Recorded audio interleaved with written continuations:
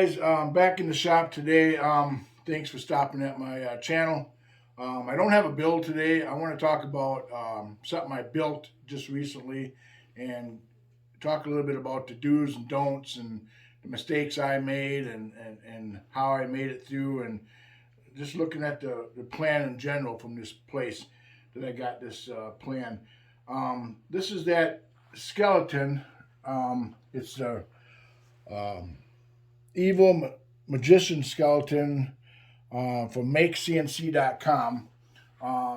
That website has hundreds and hundreds of different plans that you can get.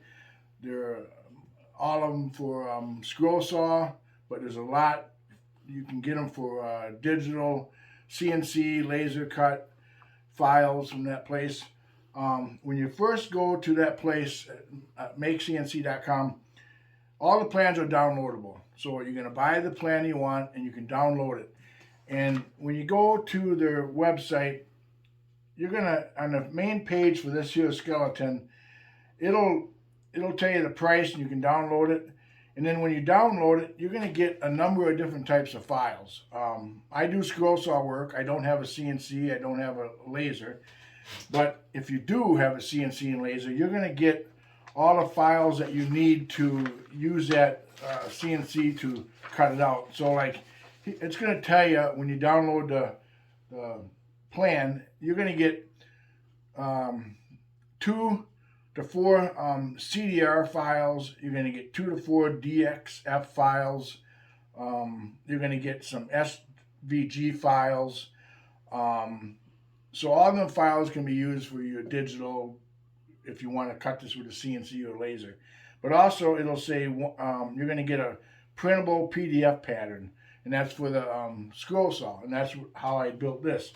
And then it's going to have in the download, it's going to have an assembly page.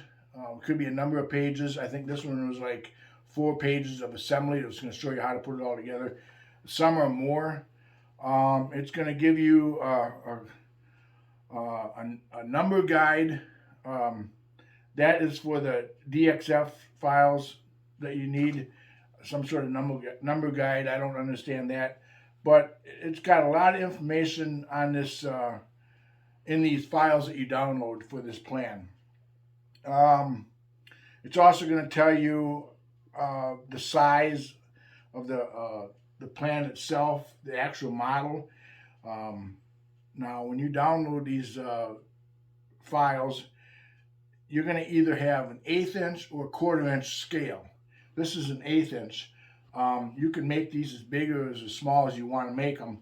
1/8 inch would use 1/8 inch plywood, 1/4 inch plywood, and that's where you have these notches right here, and these are all put together, the notches and the tabs.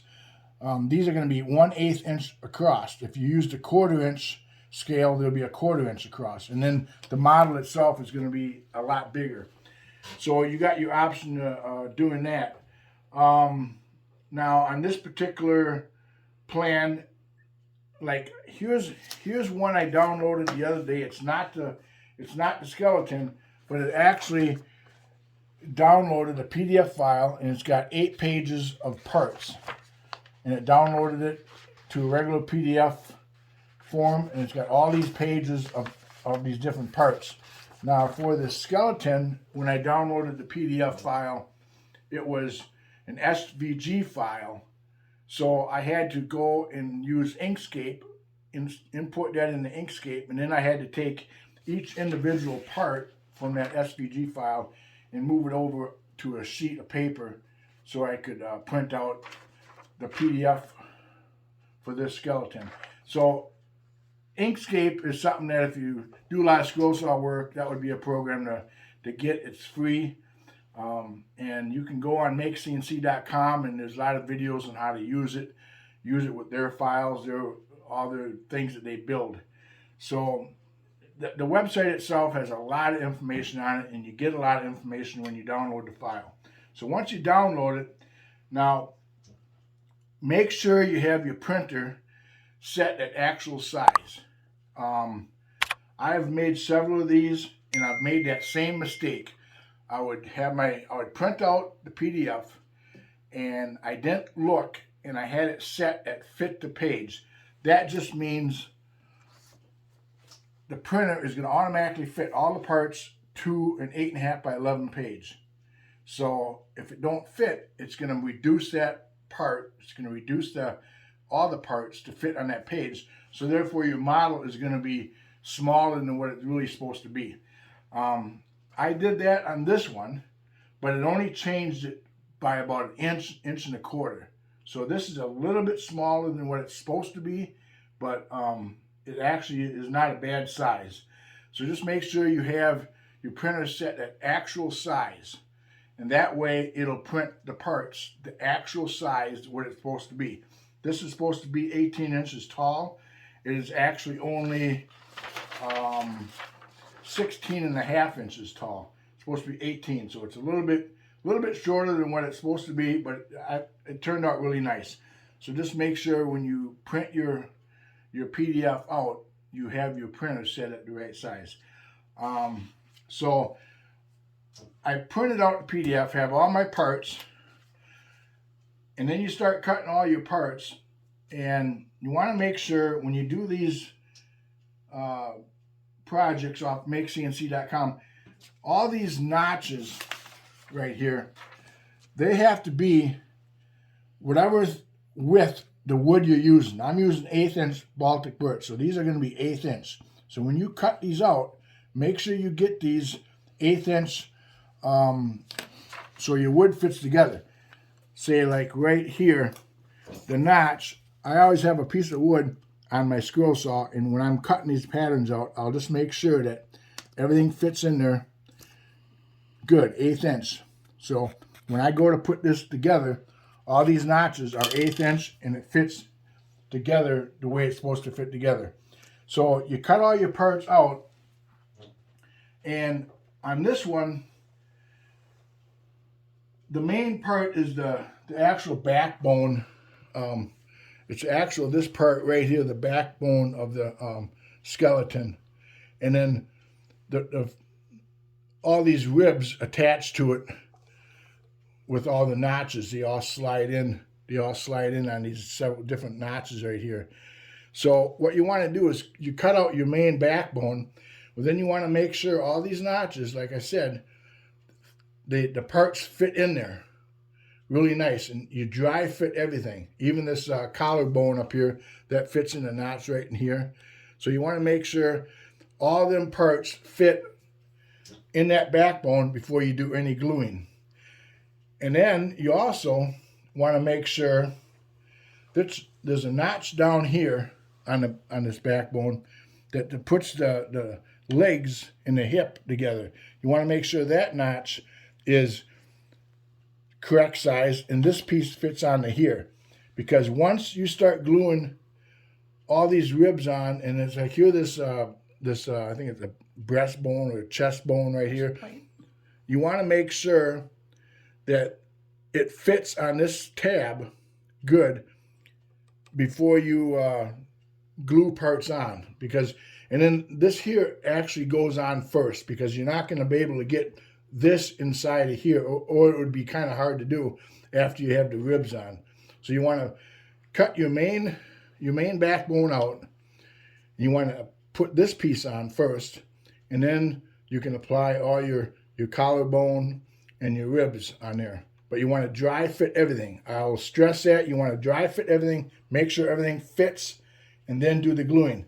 Now, you go to make this collarbone right here. Before you actually glue it on the neck, you want to make sure this bone fits in this notch right here. Because once it's glued on the skeleton, you're not going to be able to take this back on your scroll saw and adjust the size of this notch for this bone. So you want to make sure every notch will fit the bone that goes onto it in the future. So this side and this side, you have to make sure this bone fits on here before you glue this on the whole main thing, and so forth. You want to do that for everything. Once you get your main backbone and all your ribs and the breastbone here all put in, then you're good to go for the next step. And then you can actually put your hip and your legs on this piece right here. These actual bones right here, you want to make sure all the notches fit and they go on there. You can glue this on there. And then you got your arms. Now, on these swords, you want to make sure, when I did this skeleton, I looked at the pattern and I seen the two sword parts, and I thought, well, I made actually 2 of these models. Well, I need 4 of them. So what I did was just took a sword and I made 4 parts.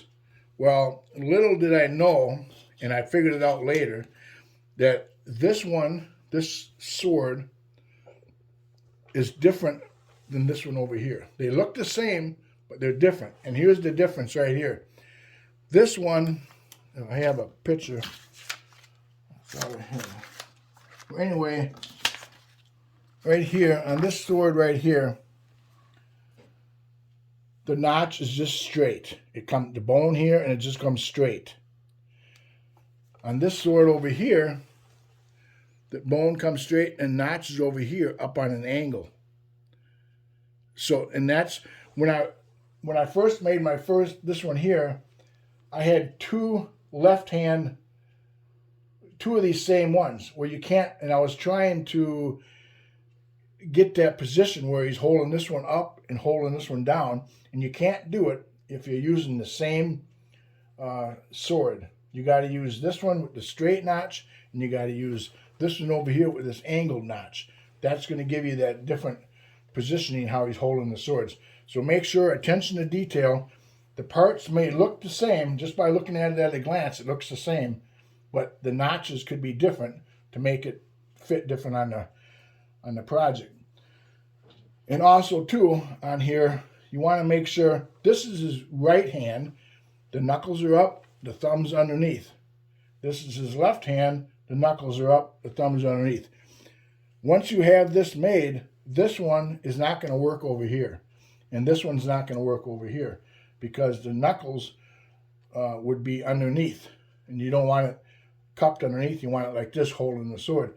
So you want to make sure that is all correct before you start putting these together. So put the knuckles and the thumbs on the right sword. If you want him to hold this sword up like this on this side, you got to make sure you have the knuckles correct on this one.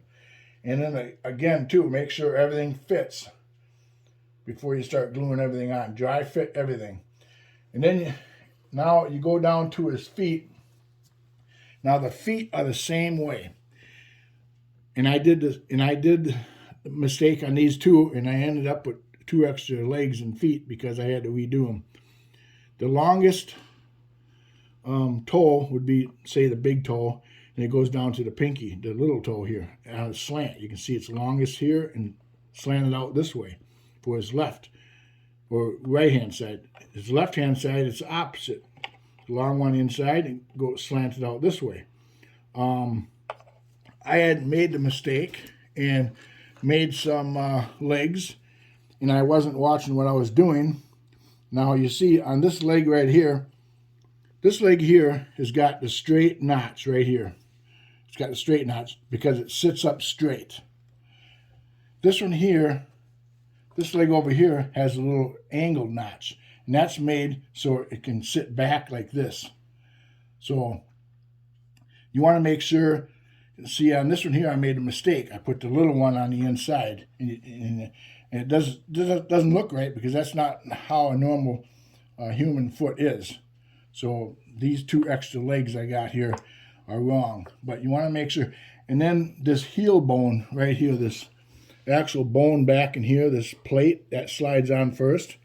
It actually slides. If you look right here, it's this plate right here. That has to be put on correct, because if you look on the PDF file, here is that plate. The middle one, that's where it's going to slide on the leg. But see how this notch here is further up, and then it goes down to this one, down to this one. Then on this side, it goes, this one's higher than this one down here. Depending on how that's put on, that's going to create that effect of your toes being longer and shorter, the way they go on there. So you want to make sure you got this back heel bone on there correct before you start putting the toes on. That would be an important step to look for. Another thing I found out, these pieces right here that hold the leg up right here, this like hill of dirt or whatever this hill, then there's one back here. There are some notches in the back of here where they hook on. And right there is a notch. Now the plan, if you look at the plan, this area where it's curved down like this here, if you want your skeleton to look just like this side of this ridge has to be over here.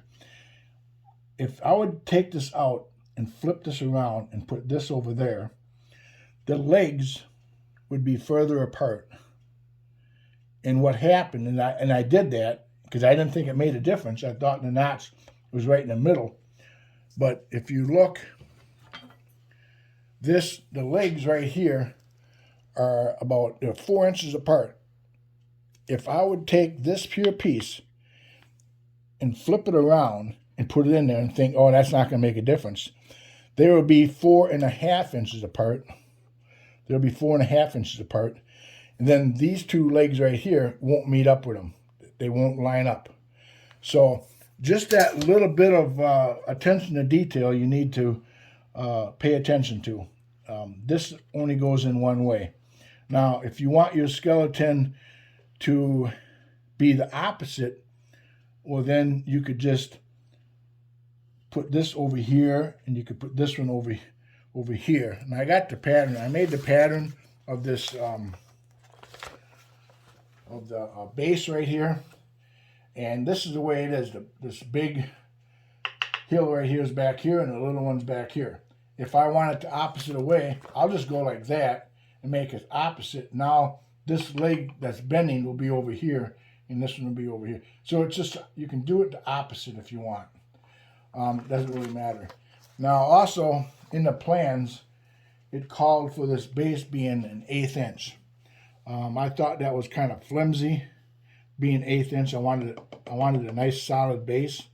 So what I did was used 1/2 inch Baltic birch, and because of the movie Sinbad and they're fighting on a ship, I wanted to make this look like a deck of a ship. So I used my wood burner and some stain and made it look like a wooden deck. That added a nice look for it.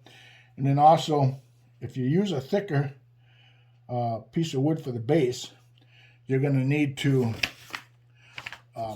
here's the original hill right here. It's only got an 1/8 inch tab. If you use an 1/8 inch base, that'll be fine. But because I used a 1/2 inch base, I needed to make the tabs longer so they would go all the way through the base. And see, they're nice and flush on the bottom. They go all the way through. So I had to make them tabs a 1/2 inch instead of an 1/8 inch.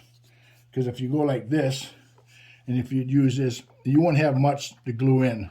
And then you would have a hole in the back of your base.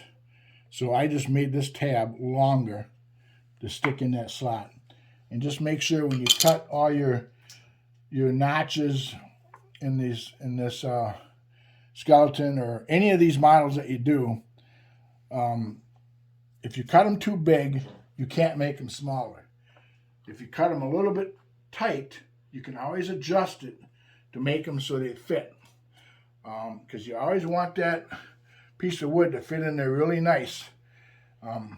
If that was too big, there's no way I could make it smaller. It would be hard to glue if it was too big. And if it was too small, well, then all I got to do is go on my scroll saw and just kind of adjust that a little bit so that piece of wood would fit in there. So when I go to put this leg on my model, everything fits nice and it glues up nice and you don't see no big gaps. So basically, everything I'm telling you, this is for this model, for any of Make CNC models that you have. Close attention to detail. The parts may look the same, they may not be the same.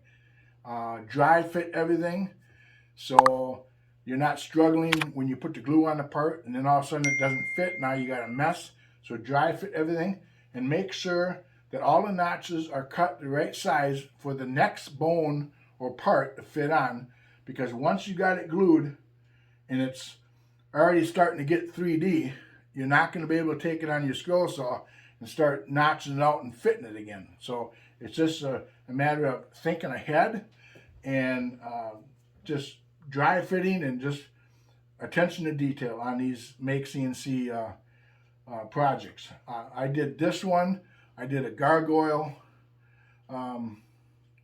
project, and I also did a T-Rex dinosaur from Make CNC.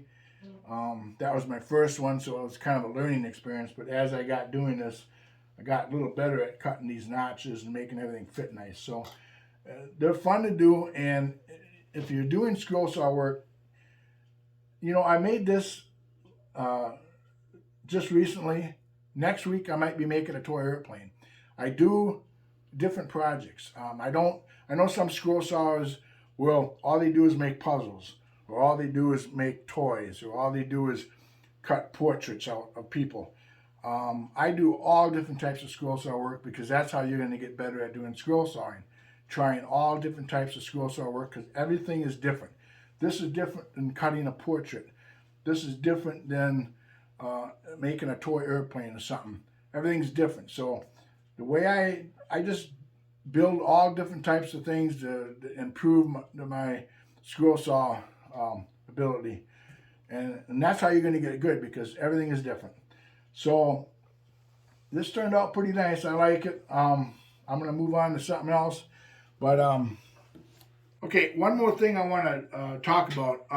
The color of this skeleton is white.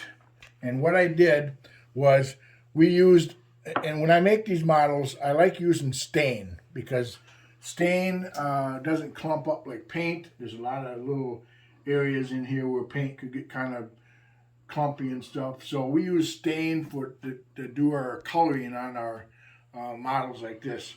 And you can get stain in all different colors, so your options are, you got a lot of options. On this one here, I use a white marshmallow stain. It's just a white stain I bought. It's called marshmallow. And what we did was just take all the parts and we stained them white. This was a bright white. I didn't want the skeleton to look real bright white. So I wanted it to look a little old or rustic like. So what we did was we stained it white, and the stain, like I said, the stain is like water. It flows over the parts really nice. You don't have to worry about the paint being thicker or trying to paint every little part. And even a lot of the small parts you could probably just dip into your stain to get the color. Once the stain is dry, then we take and we brush on a darker stain. This is a provincial dark stain. You could use dark walnut or just a darker stain. You'd brush it over the top of your white part and then just kind of wipe it off.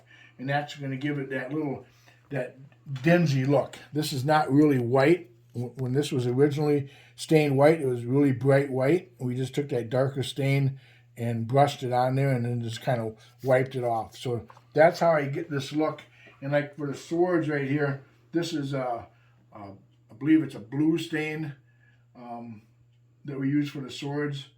You can use any color you want. Like I said, there's a lot of different colors of stain, but we just did that. And that's how I get the color of my different models. Stain is a lot easier to use than paint, and it doesn't take much time to put the stain on because a lot of these parts are small. You can dip them in the stain, wipe them off, and it's done real quick. So I just wanted to go over that with about this model. So that is how we got the color on that. I hope you liked the video.